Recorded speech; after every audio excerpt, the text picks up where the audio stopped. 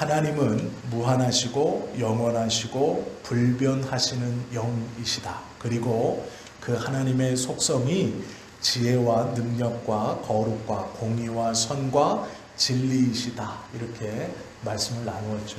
그러면서 우리가 오해하는 것 하나가 내가 경험하고 내가 은혜를 받은 하나님, 예를 들어서 나에게 하나님은 사랑의 하나님이고 나에게 하나님은 오래 참아주시는 하나님이신데 모든 순간마다 나는 나에게 어려움이 올 때도 그 내가 경험했던 하나님만을 붙들고 하나님, 나에게 인내의 하나님이셨고 사랑의 하나님이셨는데 지금 제 생활이 이렇게 어렵습니다. 하나님께서 저를 만나주시고 인도해 주셨던 하나님은 사랑과 인내의 하나님이신데 지금은 왜 이렇게 저를 고통 가운데 내어버려 두십니까? 라고 우리가 이렇게 기도할 때가 있다 라고 말씀을 드렸어요. 그런데 이런 기도가 하나님 앞에서 잘한 기도일 수도 있지만 하나님을 오해하는 기도라고 말씀을 드렸어요. 왜 그러냐면 내가 경험한 것이 하나님의 사랑이고 오래 참음이시고 인자라면 그것은 하나님이 아니고 하나님의 속성 중 한 부분이에요. 그래서 하나님은 때로 나에게 공의의 속성을 보이기도 하시고 또 바로잡으려고 하는 정의의 속성을 보이기도 하시고 때로는 선과 또 진리 앞에서 겸손해지려는 훈련도 하시는 거예요. 그러나 이 여러 하나님의 속성을 우리에게 보여주신다 하여서 하나님은 변하지 않아요. 그 변하지 아니하신 하나님은 영이시고 무한하시고 영원하시고 불변하시다. 이것이 하나님이고 우리가 경험하고 만나는 하나님은 그 하나님의 속성 중 한 부분이에요. 그래서 우리가 계속해서 한쪽 속성만을 붙들고 기도하는 것은 하나님의 속성에 대한 선입견이고 그 신앙은 내 경험의 기준을 바탕으로 가지고 있는 신앙이다. 그래서 그것은 어린아이와 유아와 같은 신앙일 수 있고 아직 젖먹이와 같은 신앙을 벗어나지 못한 상황일 수 있다라는 것이죠. 왜 하나님 나에게 이러한 어려움이 있습니까? 이렇게 기도할 수는 있지만 나에게 임하시고 베푸셨던 하나님은 이런 하나님이 아닌데 어찌하여 지금 내 삶에 이런 어려움을 주십니까? 라고 하는 것은 하나님의 여러 속성 중 나는 과거에 알고 있던 하나님의 어떠한 속성을 하나님이라고 착각하고 있는 거예요.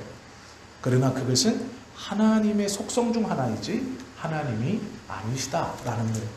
이게 무슨 말이냐면 내가 경험하거나 느끼고 내가 붙들고 있는 것이 하나님이 아니에요.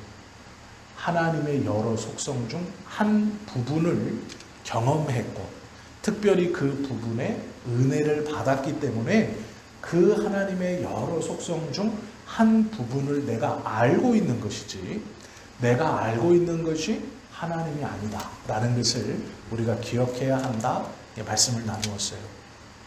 성경은 이 하나님에 대해서 기록하고 또 우리에게 말씀해 주고 있습니다. 하나님은 내가 경험한 것이 하나님이 아니에요. 하나님의 속성 중 한 부분입니다. 그래서 그 하나님께서 나의 삶에서 내가 경험하지 못했던 다른 부분을 보여주시고 다른 부분을 깨닫게 해주시고 알게 해주시는 것은 어쩌면 너무도 자연스러운 거예요. 하나님을 한 면만 알고 있다가 이제 하나님의 속성을 다양하게 안다는 것은 우리에게 유익인 것이죠. 그리고 하나님도 그 그릇이 되기 때문에 그에게 당신의 다른 속성들을 알게 하시고 깨닫게 해주시는 거예요.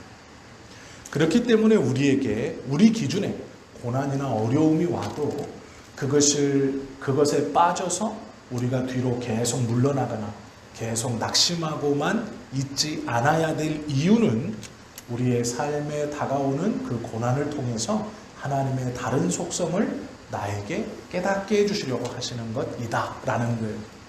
우리가 그렇게 이런 모습도 하나님의 저런 모습도 다양하게 알고 있어도 내가 알고 있는 그 다양함은 하나님이 아니에요.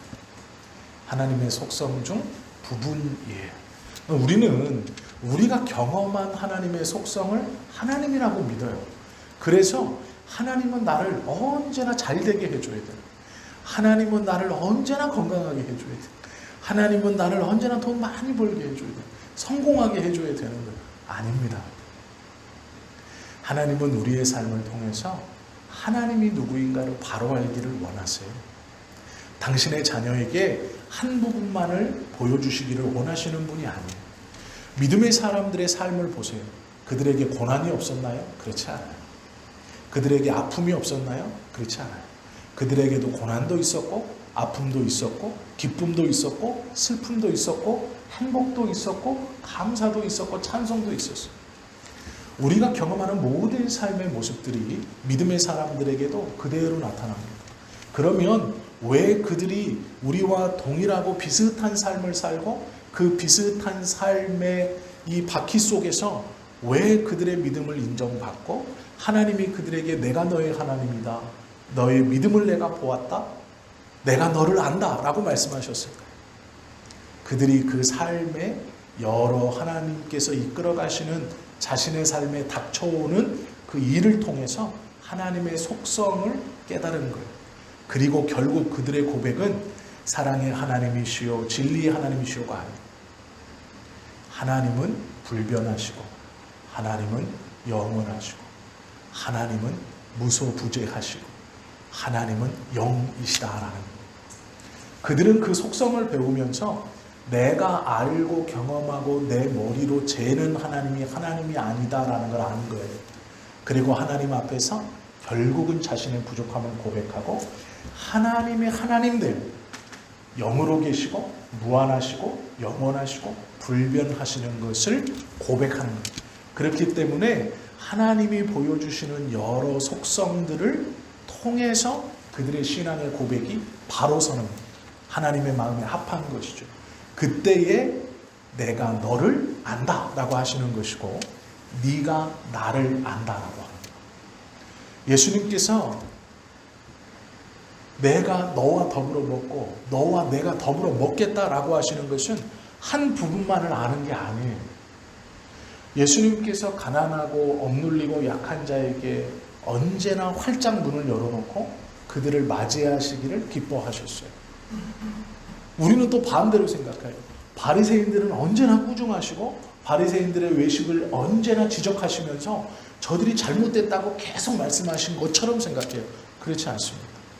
예수님께서요, 너희가 바리새인보다 더 의롭지 않으면 바리새인의 열심이 없으면 이라고 말씀하셔요. 예수님께서는 어떤 상황이나 형편에 따라 이 사람을 밀어내고 받아들이고가 아니에요. 그들이 처한 상황에서 어떠한 하나님을 고백하고 있느냐라는 거예요. 그 고백이 하나님이 가르쳐 주신 고백과 일치하느냐, 일치했을 때 기뻐하십니다. 일치했을 때 주체하실 수 없는 기쁨으로 그에게 복을 주시는 거예요.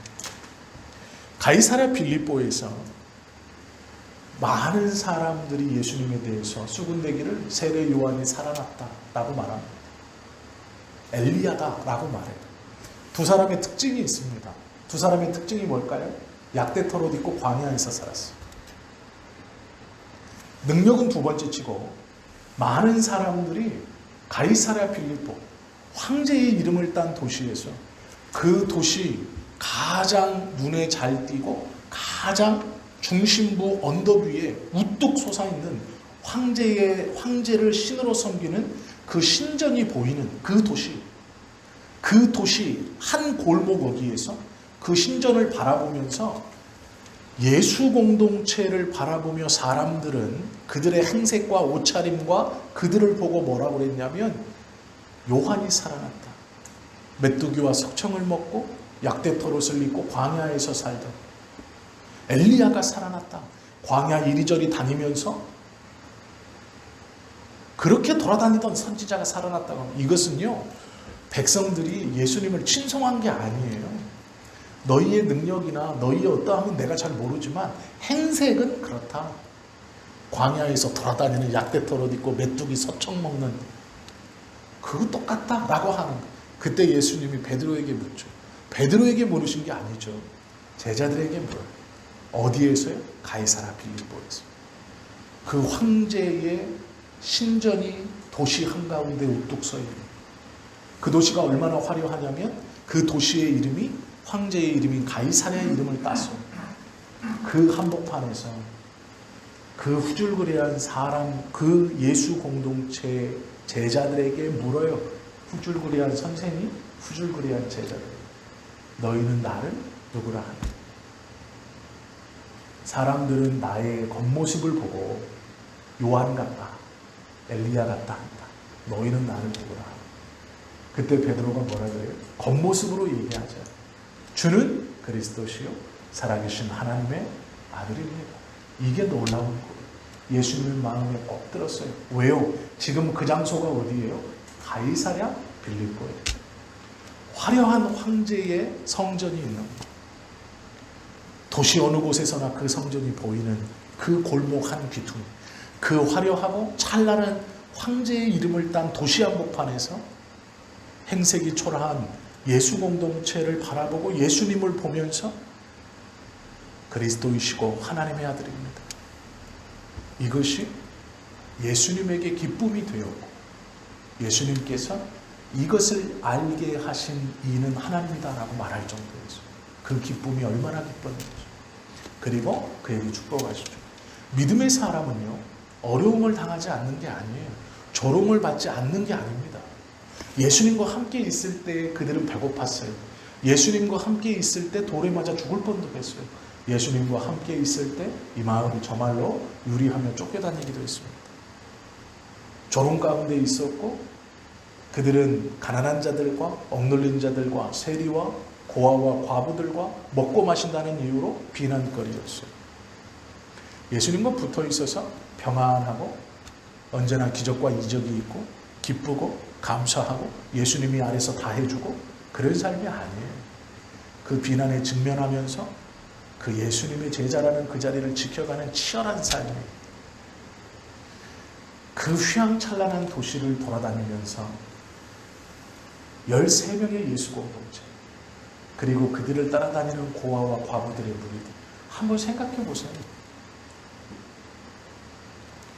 강남 한복판에 어디 저기 시골에서 올라온 한 무리들이 있는 거예요.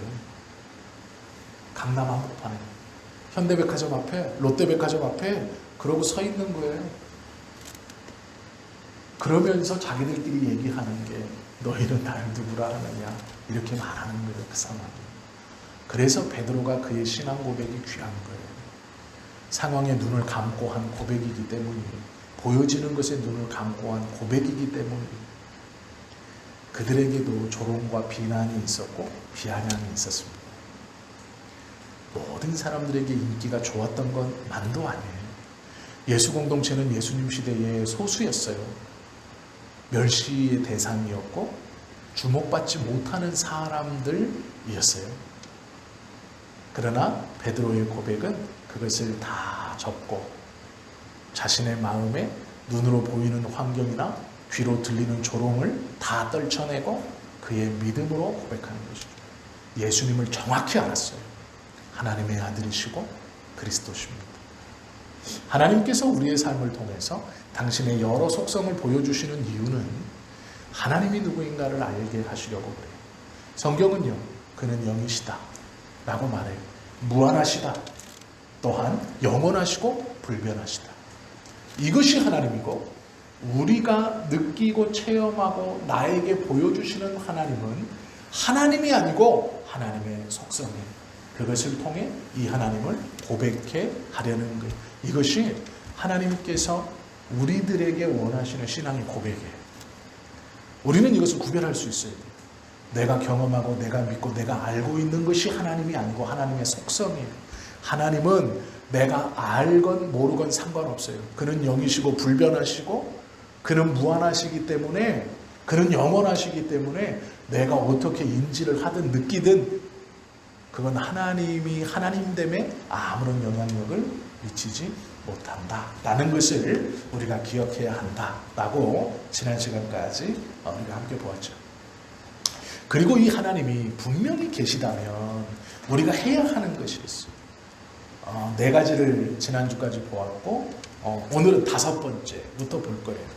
그분에게 관심을 가져야 한다. 여기까지 우리가 보았습니다. 그래서 하나님의 말씀을 직접 읽어야 한다 라고 나누었죠. 5번째, 하나님이 계시다면 그분을 하나님으로 섬기고 예배하도록 해야 한다라는 거예요. 로마서 1장 21절 말씀에 보면 이런 말씀이 있습니다. 하나님을 알되 하나님으로 영화롭게도 아니하며. 하나님을 하나님으로 알아요. 믿어요. 그런데 하나님을 영화롭게 하지 않아요. 하나님은 영이시고 무한하시고 불변하세요. 그런데 그 하나님의 작은 것들을 우리가 경험하고 그 작은 것, 그 경험 아래 하나님을 가두어 두고 하나님을 한정시켜 버리면서 내 삶에 왜 내가 한정하고 경계를 쳐둔 그 하나님의 그 모습이 보이지 않습니까? 라고 하나님을 채권하는 우리의 신앙의 모습들이 있어요. 특별히 고난 가운데 들어갈 때 하나님께 그것을 이기게 해달라고 기도하고 견디게 해달라고 기도하는 건 맞아요. 그런데 나의 하나님이 이런 분이시고 내가 알고 있는 하나님은 이런 분이신데 왜 나에게 이러한 어려움을 주십니까? 라는 것은 하나님께서 우리로 알게 하시려는 하나님의 큰 다른 부분들, 즉 다른 속성들을 깨닫게 해주시려는 하나님의 계획을 우리의 경험이나 생각이나 내 어려움으로 다 묵살하고 내가 경험하고 알고 있는 하나님만 하나님이어야 합니다 라고 말하고 있다는 거예요. 하나님께서는 그것이 깨질 때까지 반복하실 거예요. 그 신앙의 고집이 깨질 때까지. 네가 알고 네가 경험한 그 하나님이 나의 전부라고 느끼는 그것을 깨질 때까지.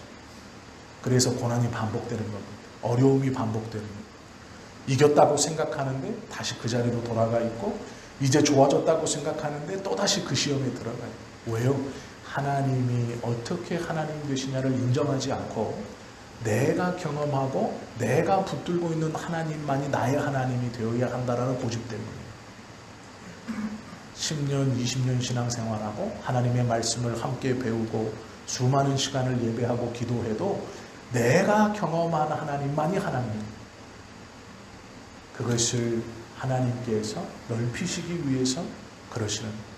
성경은요, 사랑의 하나님도 얘기하고 공의의 하나님도 얘기하고 때로는 분을 내시고 화를 내시고 진노하시는 하나님도 말씀입니다. 질투하신다라고도 표현해요. 하나님의 여러 모습, 즉 속성들을 우리로 보여주세요. 그러나 우리는 우리의 삶에서는 하나님은 언제나 사랑의 하나님이어야만 되는 거예요. 그렇지 않아요. 사랑은 하나님의 속성 중 하나이지 하나님이 아니에요. 우리가 믿는 바는 하나님의 속성이 아니에요. 하나님이에요. 우리가 믿어야 하는 것은 하나님의 속성이 아니에요. 하나님 자체예요. 그 하나님이 나는 영이다, 나는 불별하다 라고 말씀하시는 거예요. 나는 무한하다 라고 말씀하시는 것이죠. 하나님은요, 영이라고 성경은 말씀하시거든요. 그런데 영이라고 말할 때 우리가 이제 조금 더 깊게 들어가서 성경에서 영이라고 말하는 존재들이 좀 몇 있습니다. 첫 번째 천사들이에요. 천사들도 영이라고 말해요. 그러나 하나님은 영이시다 말할 때 하나님에 대한 영과 천사들을 영이라고 말하는 것은 좀 다른 의미예요. 완전히 달라요. 왜 그랬냐면 천사는 창조된 영이에요. 즉 피조된 영이에요. 만들어진 영입니다. 그러므로 이 천사는 전지전능하지 않아요. 무소부재하지 않아요. 무슨 얘기냐면 영이기 때문에 탁월함과 뛰어남은 있어요. 천사들이 분명히 탁월함과 뛰어남은 있습니다. 그러나 이 영을 분별할 수 있어야 돼요. 천사들은 피조된 영이기 때문에 멸망하기도 합니다. 천사들은요, 만들어진 영이기 때문에 타락하기도 해요. 천사들은 만들어진 영이고 피조된 영이기 때문에 이곳에 있으면서 이곳에 있을 수 없어요. 이곳에 있다면 이곳엔 없어요. 이곳에 있다면 이곳엔 없어요. 동시에 2군데, 4군데, 10군데 존재할 수 없어요. 이것이 피조된 영의 한계예요. 그러나 하나님은 무소부재하세요. 이곳에도 이곳에도 편만히 계신다. 부족함 없이 동일하게 모든 곳에 계시는 분이에요. 이것이 차이점입니다. 하나님은 무한하신 영이에요. 그러나 천사는 제한된 영이에요. 두 장소에 함께 있을 수 없고 한 장소에만 제한됩니다. 하나님은 무한하신 영으로 모든 장소에 함께 계실 수 있는 것. 히브리서 1장 14절에 보면 천사들을 영이라고 부르지만 부리는 영이라고 말해요. 부리는 영, 심부름, 누구에게 종속되어 있고 무엇을 명령받아 하는 영. 그러나 하나님은 영이시다라고 할 때의 그 영은 이 천사들과는 분명히 구별되는 것입니다. 우리가 이것을 먼저 구별할 수 있어야 돼요. 전도서 12장 7절에 보면 이런 말씀이 있어요. 신은 그 주신 하나님께 돌아가리라. 이게 사람에게 하는 말이거든요. 하나님께서 흙으로 아담을 지으시고 그 코에 생기를 불어넣어 주셨어요. 그리고 그 생기가 들어가면서 생명이 됐어요. 살아있는 영이 됐어요. 그걸 인간이라고 부르지 않아요. 성경은 단계가 있습니다. 흙으로 이렇게 사람의 형상, 어떤 형상을 짓는 걸 뭐라고 그러는지 아세요? 골렘이라고 그래요. 골렘. 어디서 들어보셨어요? 판타지 소설에 나오죠. 네. 흙으로 사람 모양 이렇게 지으면 골렘이라고 그래요. 골렘. 하나님의 생기가 들어가기 전까지 흑인형이었어요. 사람은 흑인형. 쉽게 설명해 드리는 거, 이해 쉽게. 하나님이 흙으로, 성경에 보면 사람을 어떻게 표현하냐면 깊은 흙에서 끌어올려져서 공중에, 설명을 보면 이렇게 설명해요. 사람이 어떤 존재냐, 깊은 땅 속에 있었어요. 그러니까 흙에서 하나님이 손을 이렇게 갈고리 모양으로 만들어서, 히브리인들의 이 표현으로라면 사람을 만들려고 흙을 개셨어요. 그런데 이 손을 갈고리 모양으로 해서 흙에서 이렇게 쑥 떴어요. 흙이라면 깊은 데서부터 쑥 떠가지고 만들어서 공중에 떠 있어요. 사람의 모양이 공중에 서 있다는 뜻이에요. 그리고 하나님이 그 입에서 코로 생기를 불어넣어 주셨어요. 하나님의 호흡. 그리고 생영이 됐어요. 살아있는 영. 이제 움직이는 영이 되었다. 영. 말 그대로 천사와 똑같은 영이 되었다. 이렇게 말하는 거예요. 그래서 어떤 사람은 어떻게 말하냐면 우리에게 하나님의 영이 나눠 들어왔다. 이렇게 표현해요. 생기를 주신 것을 하나님의 영이 들어왔다. 이렇게 표현하거든요. 근데 그건 잘못된 표현이에요. 왜 그러냐면 하나님의 영은 나누어질 수 없어요. 하나님의 영혼이 이렇게 나누어져 가지고 이렇게 들어가는 게 아니에요. 우리에게 들어온 건 호흡이에요. 하나님의 호흡. 이 호흡이라는 게 뭐냐면 하나님이 아니고요. 하나님이 이렇게 흐물흐물 영으로 계시는데 이런 걸 지어놓고 흙으로 이렇게 지어놓고 그 흐물흐물 계시는 영에서 요만큼 뭐 한 2%가 떨어져 나와가지고 슝 해가지고 이렇게 쏙 들어왔다 이런 뜻이 아니에요. 그대로 계시는데 거기에서 하나님의 호흡, 입으로 들숨 날숨을 내실 때 후 하시는 그 날숨에서 그 날숨이 흙으로 들어왔다라는 뜻이에요. 그 날숨이. 그러니까 숨 쉬시는 후 하는 이 후가 들어왔다라는 뜻이에요. 이건 영혼이 아니에요. 우리가 앞에다가 종이를 놓고 이제 바람을 세게 불어서 이 종이를 팔락팔락팔락 어리게 합니다. 그런 장난도 치고 게임도 있잖아요. 뭐 화장지 티슈를 앞에다 떨어뜨리면서 한꺼번에 훅 불어서 제일 멀리 날아가게 하는 사람, 이런 게임을 한다고 쳐요. 그러면 후 해서 저만큼 날아갔다고 사회자가 영혼이 빠져나갔습니다. 이러면 안 되잖아요. 그건 틀린 말이잖아요. 폐에 있던 공기가 나간 거지 그 후 불었다고 내 영혼이 빠져가지고 지금 티슈하고 나간 게 아니란 말이에요. 우리가 오해하는 게 그거예요. 하나님께서 흙으로 만든 우리의 육신 조상에게 생기라는 건 뭐냐면 호흡이에요. 하나님의 호흡인데 이 들숨 날숨할 때 후 하는 것이 들어왔다라는 거예요. 그런데 하나님의 능력이 얼마나 놀라우냐면 이 들어온 숨이 요 흙을 살아있게 한 거예요. 살아있게. 그러면서 놀라운 것은요. 보세요. 하나님이 영이신데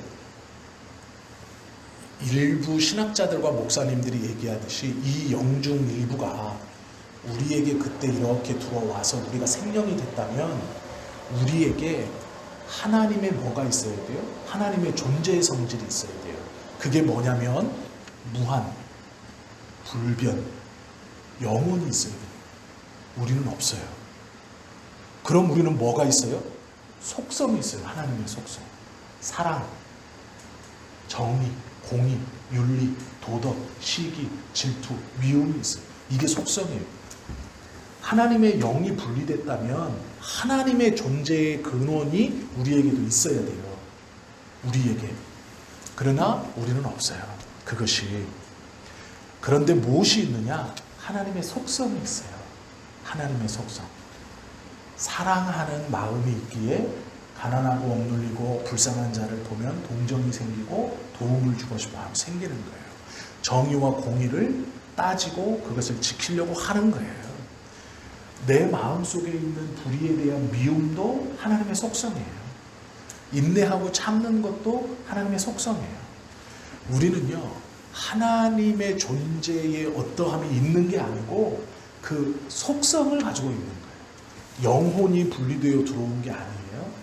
하나님의 숨이 들어왔어요. 그러면서 그 속성을 갖게 된 거예요. 그러나 이 속성이 완전치 못하고 죄로 인해서 어그러져 버린 거예요.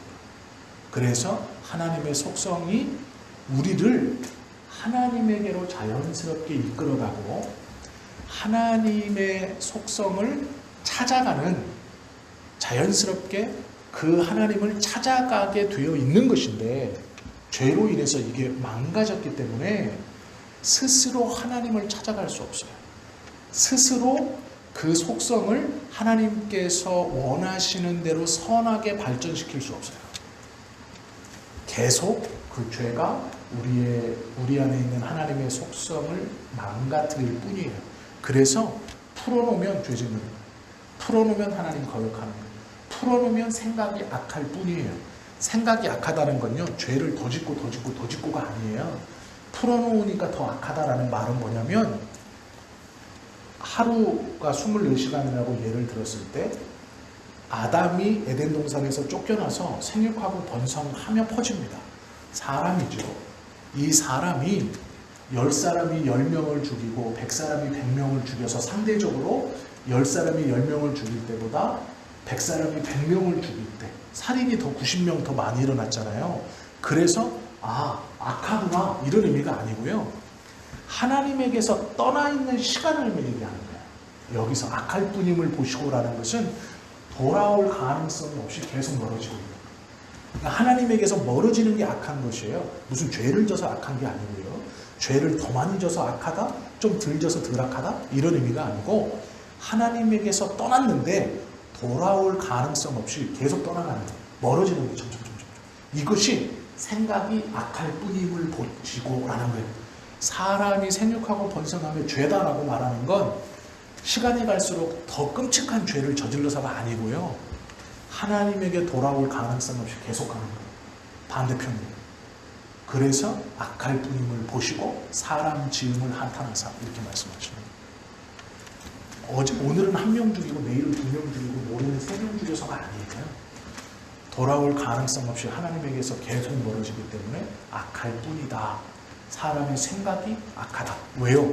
어떠한 사람도 자기 스스로 돌이켜 하나님에게로 다시 돌아가고 찾고 하나님 앞에 나아가는 자가 없어요. 시간이 지나면 지날수록 점점 더 하나님을 거역하고 잊어버리고 자신이 소견에 오른 대로 세상을 살아가는 거예요. 그것이 더 악한 거예요. 시간이 지날수록 더 악하다 표현하시는 거예요. 이스라엘 백성들도 마찬가지고 노아의 홍수 직전에 탄식하셨던 탄식도 마찬가지예요. 죄의 횟수가 늘어나서 죄를 더 많이 짓는다는 게 아니고 시간의 개념이 돌아올 수 있는 가능성 없이 계속해서 멀어지는 거예요. 그것을 악하다 표현하세요. 그러면 하나님이 선하다라고 말하는 건 뭘까요?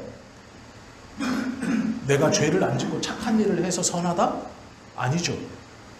여기서 돌아오는 거든 여기서 돌아온 거든 여기서 돌아오는 자든 거리는 상관없이 뭐를 선하다고 말할까요?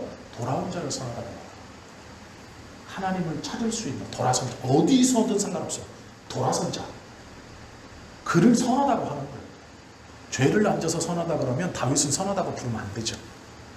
간음 저지르고 살인 저지르는데 머리 써가지고 그것도 속이려고 했는데, 근데 하나님 내 마음 합하대요. 왜요? 돌아서기 때문이에요. 돌아서기 때문에. 하나님이 악하다고 말하는 건요, 나쁜 짓을 해서 악한 게 아니에요. 그건 당연한 거고요. 그 개념은 당연한 개념이에요. 돌아설 가능성이 없고 돌아설 마음이 없기 때문에 악하다고. 돌아선 자를 선하다고 하죠. 너는 예수 믿는 사람이 어째 변한 게 없나? 그건 우리 기준이에요. 우리 기준.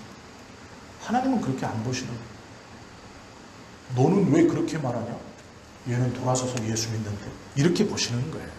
그러니까 하나님께서 죄인을 대하시는 것과 우리가 죄에 대한 기준이 달라요. 성경적 죄에 대한 기준을 우리가 가지면 예수님처럼 되는 거예요. 어떤 눈을 가질 수 있느냐? 마태를 부르실 때 마태는 세리였어요. 그 자리에서 돈 걷다가 부름을 받아요.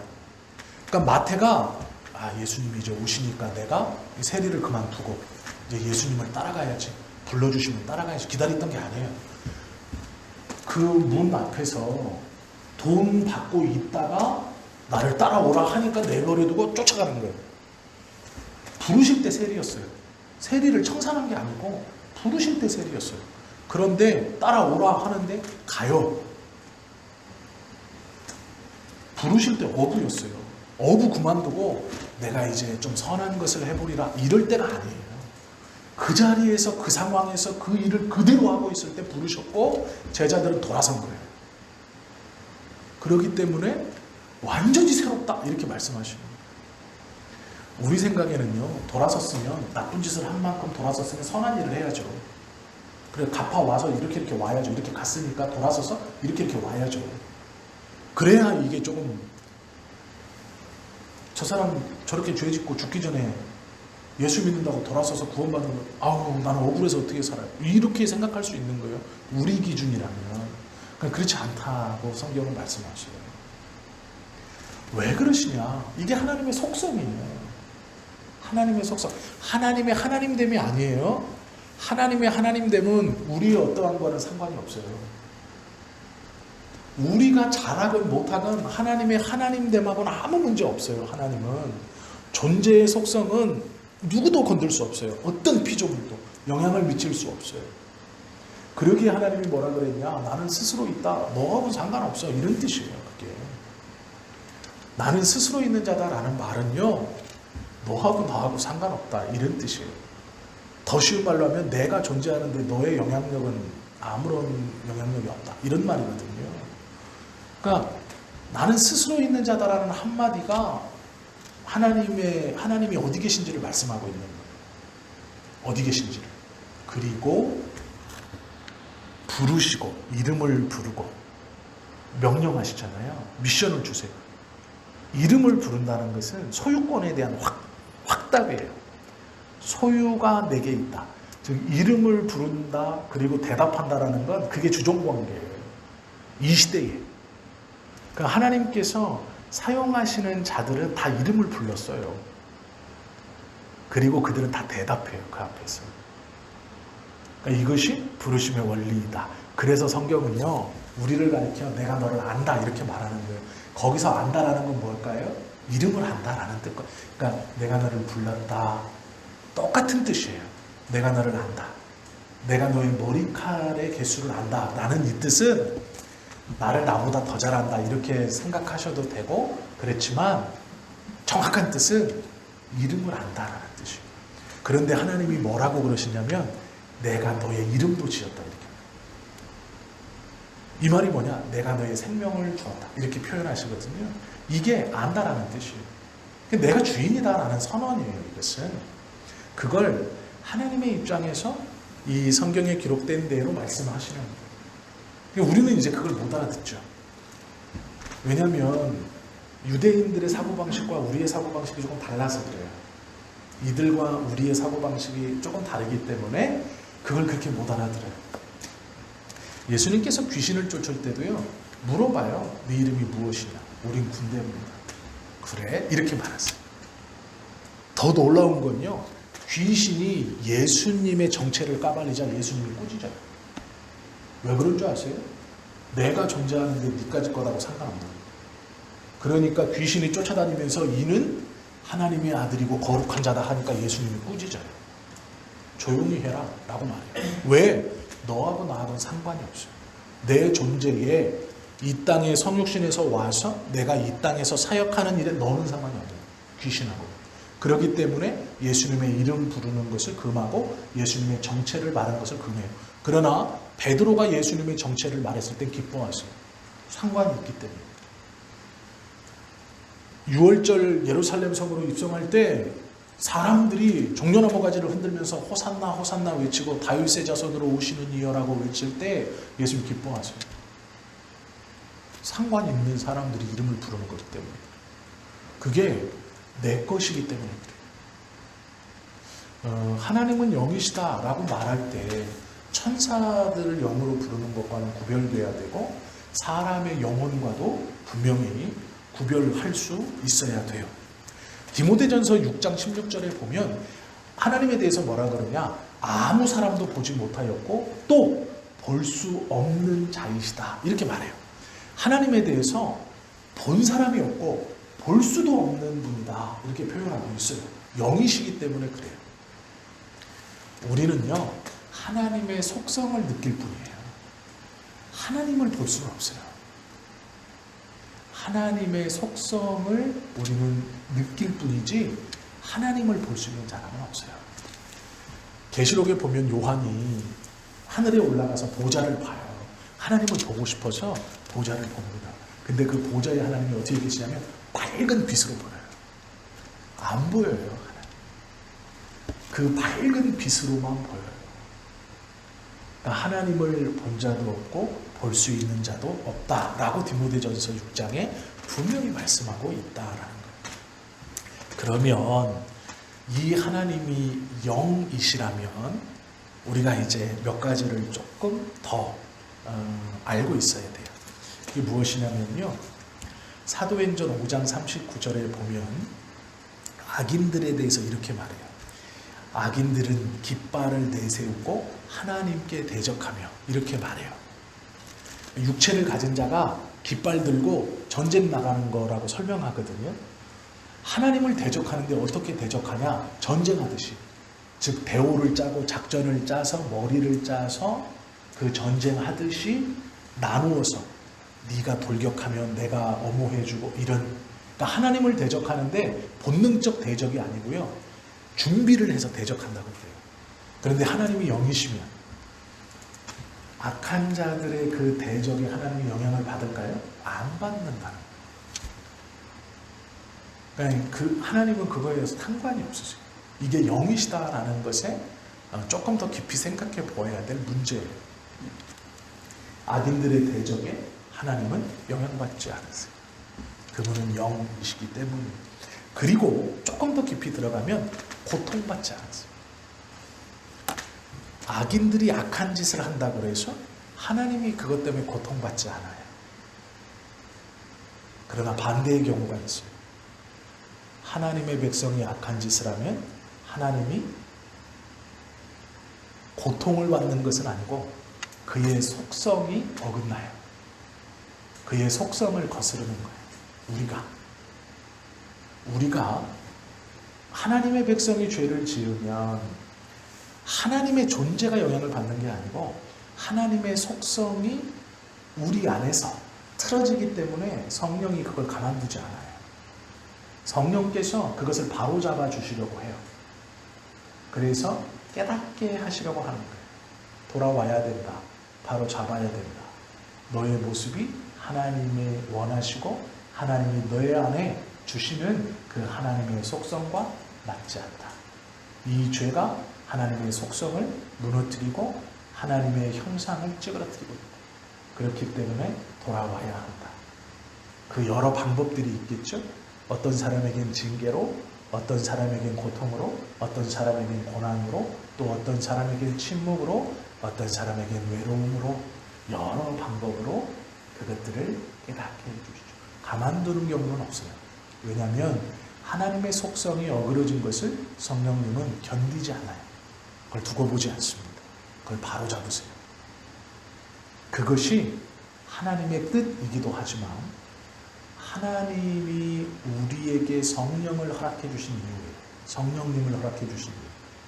하나님께 영광 돌리도록 살아가게 하려는, 우리의 삶이 정상적인 삶을 살아가게 하려는 성령 하나님의 역사예요. 하나님이 영이시다라는 것에 우리가 좀 주의해야 할 것이 있어요. 그러면 형상을 만들 수 없죠. 영이시니까 무엇인가 그 하나님을 어디에 가두거나 모을 수 없어요.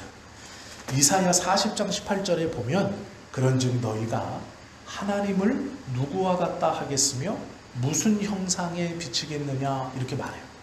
저 하나님은 형상으로 만들 수 없다라는 거예요. 지금 무엇인가를 놓고 하나님이다 이렇게 말할 수 없다는 거예요. 하나님은 영이신데 누구와 비추겠느냐? 어디에다 이게 하나님이라고 말하겠느냐? 대놓고 얘기해요. 그럴 수 없다, 하나님. 그러니까 어떤 걸로도 표현할 수도 없고 가둬놓을 수도 없고 이것을 하나님이라고 말할 수도 없다라는 거예요. 교회를 보고 하나님 아닌 거죠. 목회자는 두 단어 말할 필요 없죠. 그거는 그렇게 말하는 사람은 그거는 아니죠. 무엇을 놓고도 하나님 이렇게 말할 수 없다는 거예요. 마리아 상 앞에 가서 하나님께 기도하면서 마리아여, 성모 마리아여, 우리를 위해서 중보해 주소서. 얼마나 참나간 일인 줄 아세요? 중보자는 예수 그리스도 뿐이신데 그 예수 그리스도 앞에 또 하나의 중보자를 두는 거예요. 하나님과 나 사이에 중보자가 예수님이신데 하나님과 나 사이에 중보자가 예수님이 있고 하나님과 나 사이에 계신 예수님 앞에 또 중보자가 있어요. 그러면 이건 예수님을 무시하는 거죠. 하나님의 뜻을 무시하는 거예요. 하나님이 세우신 중보자가 예수님입니다. 마리아를 또 세워놨어요. 거기다가. 그래서 나는 마리아의 이름으로 예수님에게 중보하고 마리아의 이름으로 기도하고 거기다 빌고 있어요. 이건 말 같지 않은 거죠. 하나님은 그렇게 제한시킬 수도 없을 뿐더러 어떤 형상에 대고 하나님이라고 하거나 하나님의 능력이나 하나님의 어떠한 하나님의 속성뿐만 아니라 하나님의 존재의 근원을 가둬놓을 수 없어요. 표현해낼 수 없는 거예요. 그렇기 때문에 무소부지하신 거예요. 모든 곳에 다 계신 거예요. 편만하신 거예요.